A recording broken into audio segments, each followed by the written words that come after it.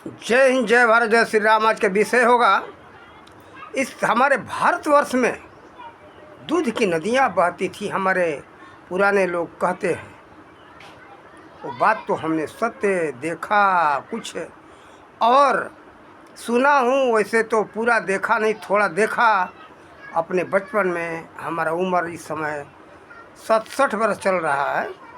1958 का हमारा जन्म है। उस समय से आप लोग जोड़ लेना। आज तारीख 2 अप्रैल 2025 को ये मैं वीडियो बना रही हूँ। तो देखो, बहुत दिन से सोचते थे इस पर विचार रखने का कि हमारे भारत में दूध की नदियाँ बहती थी।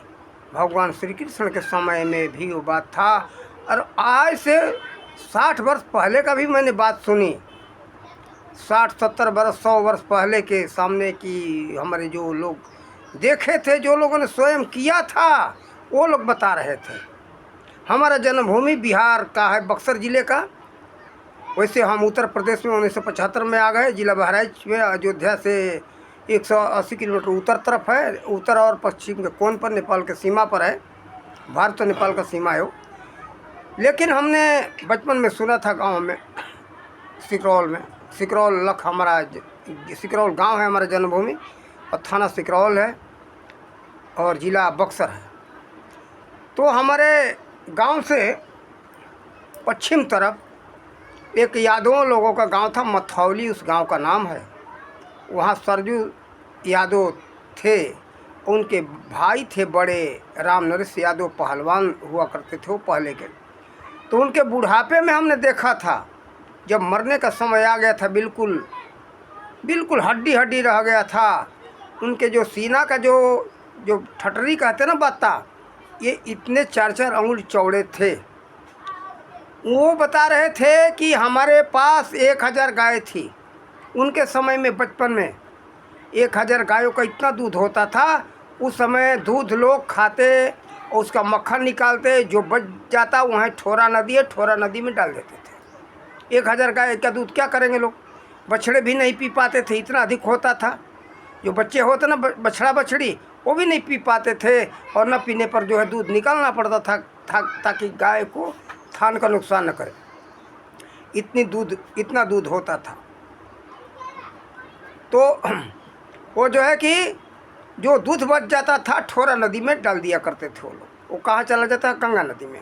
गंगा नदी वहाँ से करीब 26-27 किलोमीटर दूर है, नदी में जाता था। तो बताओ, उस समय की इसीलिए लोग कहते हैं कि उस समय में ये दूध की नदियाँ बहती थी। बताओ भगवान श्री कृष्ण के समय में कैसा रहा होगा। आज से वो 5000 करीब 5500 वर्ष पहले की बात है, द्वापर युग का। तो देखो, भगवान राम के समय में और कृष्ण के समय में दूध की नदियाँ बहती थी। उस समय के लोग दूध खा करके कितना हृष्ट-पुष्ट हुआ करते थे, निरोग होते थे। लेकिन आज तो हम देखते कि दूध गया, ख़त्म हो गया। और क्या करना है? दूध हमको चाहिए नहीं, चाहिए क्या? चाय भर के लिए। तो चाय की नाली बहती है, जहाँ जाओ तो चाय पत्ती धो करके लोग डाल देते हैं नाली में। वो भी पूरा होता नहीं, बस चाय पत्ती की नाली हम तो कहेंगे। तो देखो क्या है, आज चाय पत्ती का देन है बीमारी। चाय जो है, चाय में 30 प्रकार का जहर होता है। उसमें सबसे खतरनाक जहर तो बहुत से हैं, किसका नाम रखो, थीन नाम का जहर है, बहुत ज़्यादा नुकसानदायक है। वो क्या करता है? आंतों में पहुंच करके क्या करता है कि जो पाचन का क्षमता है आंत में, उसको कम कर देता है। उसमें जो कोशिकाएं हैं, जो झिल्लियां हैं, रस चूसने वाली, अन्न को पचाने वाली, उनके छिद्र को बंद कर देता है। और छिद्र को बंद कर देता है तो अन्न पचता नहीं। फिर क्या होता है? वो पेट में अन्न सड़ता है, गैस बनता है। तो लोग कहते कि हमको गैस्ट्रिक का बीमारी हो गया। गैस्ट्रिक का बीमारी नहीं होगा तो होगा क्या? इसीलिए हम तो विरोध करते चाय का, लेकिन लोग नहीं मानते हैं। वैसे क्या करें, हमारी मजबूरी है। हम तो चाय पीते थोड़ा सुबह शाम, और हमारे क्या है कि ब्लड प्रेशर लो रहा था, इसलिए हम थोड़ा पीते हैं। वैसे तो हमने बंद कर दिया था, लेकिन एक वैज्ञानिक बताए जिनका नाम है राजीव दीक्षित, बताते कि वो ब्लड प्रेशर लो जिसका हो, चाय पिए तो उसके लिए लाभकारी है। लेकिन जिसका ब्लड प्रेशर कोई न हाई है न लो है, उसके लिए तो बहुत बड़ा नुकसानदायक है। मान लो रोगी दवा खाए और देखा देखी सब लोग खाएं, तो ये उचित नहीं है। तो हम यही कहेंगे कि आप लोग चाय मत पियो, चाय पीना हानिकारक है। और जो दूध की नदियाँ बहती थी वो जुग लाओ, पेड़ पौधा लगाओ। पेड़ लगाना बहुत ज़रूरी इस समय में। पेड़ न लगाने के कारण पेड़ कट गए। पेड़ कटने से क्या है, सभी जगह जल सतह नीचे ज़मीन में भागता चला जा रहा है। आज की जो ऐसी स्थिति चलती रही, आज जो स्थिति जैसे चल रहा है, स्थिति चलती रही तो आगे आने वाली पीढ़ी को हमें पानी पीने को भी नहीं मिलेगा। बहुत लोग मोहताज हो जाएंगे। अब तो बताओ, लोग कहते थे पहले कि बोतल में पानी भर के बिकेगा, और सामने अब सबको देखने को मिल रहा है। और हम लोग सुनते थे तो कहते ये क्या बात लोग कह रहे हैं, और सो सामने देखने को मिल रहा है। 20 रुपये बोतल खुला सब जगह, ये तो भाव है। जाओ जहाँ तहाँ 20 रुपये बोतल दो, पानी ले लो। तो छोटे छोटे जो प्लास्टिक के जो है पैकेट में पानी बिक रहा है, 2 रुपये का, 1 रुपये का, 2 रुपये का, 1 रुपये का बिक रहा है। उससे बड़ा पैकेट, छोटा पैकेट, हर तरह का। तो ये स्थिति आ गई। तो देखो, ऐसी स्थिति आप लोग मत रखो, आप लोग के आने वाली पीढ़ी को बहुत बड़ा दुखदाई होगा। वैसी स्थिति लाओ कि दूध की नदियाँ बहे, आपके बच्चे दूध पिए। पहले था कि मक्खन खाओ, ये दही खाओ, और ये क्या है कि दूध पियो, मट्ठा यानी छाछ पियो। ये था। किसी के घर पर जाने पर लोग पहले क्या करते थे कि मट्ठा, दही, दूध देते थे। अब तो क्या है, अब मट्ठा, दूध, दही दे कोई तो उसको लोग कहते तो बहुत ही जो है मोटा आदमी है, असभ्य है, इसके पास कोई सभ्यता नहीं है। अब तो एक सीढ़ी और आगे बढ़ गया। जहाँ जाओ शराब अगर मिल जाए, मांस मिल जाए, मुर्गा मिल जाए तो बहुत प्रशंसा करते हैं कि मांसाहारियों की संख्या बढ़ती जा रही है। तो इसीलिए हमारे समाज का नाश भी हो रहा है। देखो, जो लोग मांस खाते वो निर्दयी हो जाते हैं, उनके अंदर दया रहता नहीं। तो इसीलिए समाज दुखी होता चला जा रहा है। इसलिए आप सब लोग इससे बचो। और उस समय लाओ, भगवान राम और श्री कृष्ण का कहने से नहीं होगा, करने से होगा। गौ पालन करो। गौ कौन सी पालन?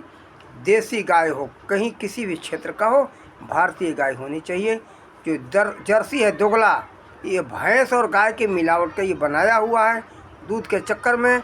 लेकिन वो भैंस का न तो दूध का, न भैंस का दूध रह गया, न गाय का दूध रह गया, वो दोनों मिलाकर को पानी हो जाता है। उसमें अधिक तो देखने को है कि भाई 40 लीटर है, लेकिन उसमें मक्खन मिलता नहीं, मलाई मिलता नहीं है, मलाई कम होता है, घी कम होता है। इसलिए थोड़ा हो, अच्छा हो। आप लोग किसी भी क्षेत्र का भारतीय गाय हो, उसको पालो। अगर अधिक दूध का ज़रूरत है तो ये गुजरात के गिर का गाय ले लो, हरियाणा के साहिवाल गाय ले लो। ये सब ले लोगे तो आपको दूध अधिक मिलेगा। और हाँ, खुराक तो अधिक होगा, काहे कि जैसा भाई कार्य है उसका वैसा खुराक है। तो देखो, जैसे इंजन लेते हैं ना बड़े हॉर्स पावर का, अधिक हॉर्स पावर का, तो उसमें पेट्रोल डीजल अधिक लगता है। इसी तरह से भैंस जो रखते हो तो भैंस तो दूध अधिक देती है, लेकिन उसका खुराक अधिक होता है। इसी तरह से बड़ी गाय रखोगे तो खुराक तो अधिक होगा, लेकिन आपको दूध भी अधिक देगी। और बछड़े और बछड़ियाँ भी अच्छे होंगे। इसलिए आप लोग साहिवाल और जो है कि गिर गाय पालो, दूध की आवश्यकता अधिक हो तो। नहीं तो उत्तर प्रदेश के जो है गाय और राजस्थान की गाय हैं, ये भी अच्छी हैं। आप लोग पालो, साधारण दूध मिलेगा, लेकिन अच्छा दूध मिलेगा, पौष्टिक दूध मिलेगा और ताकतवर मिलेगा। और आप लोग निरोग रहोगे, स्वस्थ रहोगे, आपके बच्चे निरोग होंगे, स्वस्थ होंगे और सुखी रहोगे। देखो, मेहनत तो करना ही पड़ेगा। आलसी बनोगे रोज क्या होगा कि आप बीमार पड़ोगे। आलसी का ही कारण कि बेरोजगारी लोग चिल्ला रहे हैं, बीमारियां बढ़ रही हैं। देखो, कोई भी जैसे मशीनरी है, कोई भी मशीन हो रख दोगे तो जाम हो जाएगा, जंग लग जाएगा। ठीक इसी तरह से ये शरीर भी एक प्रकार का मशीन है। पड़े पड़े रहने से लोग आजकल ऐशो आराम ढूंढ रहे हैं, और बीमारी के ही बड़ा कारण है। ऐशो आराम छोड़ो, बीमारी भगाओ, स्वस्थ रहो। आज से 50 साल पहले हमने बचपन में देखा था, हमारी माता बहनें सुबह जगती थी 4 बजे, 3 बजे जग करके। उस समय जो घर घर में जांत, चक्की यानी घंटी, गुजरात में लोग कहते हैं, हाथ वाली होती थी। उसमें बाजरा, गेहूँ लोग माता बहनें पीसती थी। और जांत के ये घर की चक्की का पीसा हुआ आटा कितना अच्छा स्वस्थ होता था, निरोग होता था। और क्या है कि हमारे माता बहनों का भी शरीर मजबूत होता था। कोई बीमारी नहीं थी, लेकिन ऐशो आराम के चक्कर में भाई जो है घर में आटा जो है पीस करके आना चाहिए। यहाँ तक कि हो गया कि मसाला पीस करके आना चाहिए। मसाला जो है धनिया, हल्दी, मिर्चा पिसा हुआ होना चाहिए। तो देखो बीमारी कितनी है। यहाँ तक हम देखते हैं कि इतनी आलसी हो गई हमारे माता बहन, घर में कपड़ा धोना पसंद नहीं करते। कपड़ा धोने के लिए मशीन चाहिए। इतना आलसी हो गई सब, तो बीमारी इन किसके पास होगा? इन्हीं लोगों के पास होगा। देखो कहते फिर चिल्लाते कि गरीबी है, तो उसका लाइट का खर्चा, बिजली का जो खर्चा आता है उसी पर तो आता है। तो गरीब नहीं रहोगे तो क्या अमीर हो सकते हो? अमीर नहीं रहोगे, गरीब रहोगे। फिर कहते हो कि गरीबी गरीबी। और 14,000 15,000 रुपये का साधारण तरीके का मशीन आता है, उससे भी अधिक आता होगा, मुझे पता नहीं है। लेकिन मशीन का खर्च, उसका ब्याज बैंक में होगा या आप कुछ कार्य करोगे। लेकिन सबसे बड़ी बात है प्रतिदिन का आपका जो उसका बिजली का खर्च। तो इतने हमारे लोग आलसी हो गए। आलसी का कारण बीमारी का घर बना हुआ है। खर्चा भी है, उधर दवा में खर्च करो और इधर जो है घर में सामान लाने में खर्चा करो, लाइट बिल देने में खर्चा करो। सभी तरह के खर्चे तो गरीबी रहेगी नहीं तो क्या होगा? तो देखो परिश्रमी बनो, स्वस्थ रहो, धनवान रहो। स्वास्थ्य धन और आर्थिक धन दोनों से लाभ होगा परिश्रम करने से। तो आप लोग पुराना ज़माना का प्रथा नहीं लाओगे तो आप लोग परेशान रहोगे। पुराना जो है कुछ भी था, अब वैज्ञानिक नहीं था, विज्ञानपूर्ण था। मानो या न मानो, हमारा तो सब अनुभव किया हुआ है। और करके देख लो, प्रैक्टिकल यानी प्रयोगात्मक करके देख लो स्वस्थ रहते हो या नहीं। लोग सो करके समय खराब करते हैं, अपना स्वास्थ्य खराब करते हैं। देर तक सोते हैं, इससे स्वास्थ्य खराब होता है। सुबह 4 बजे जगने का जो नियम था, अब 8 9 बजे 10 बजे का लोग नियम बना लिए। तो बीमार कौन होगा? आप ही लोग होंगे भाई। जो सोएंगे वो खोएंगे, हर तरह से खोएंगे। स्वास्थ्य और संपत्ति दोनों खोते हैं। इसलिए ऐसा सब पुराना जो नियम है सबके लिए सही था। आप स्वस्थ रहोगे, आपका शरीर भी स्वस्थ रहेगा, आप आर्थिक स्थिति भी मजबूत रहेगी समय से जगोगे तो। ये हम बार बार समझाते हैं, आप लोग समझ जाओ, आपका कल्याण होगा। इन्हीं शब्दों के साथ वाणी का विराम देते। जय हिंद, जय भारत, जय श्री राम।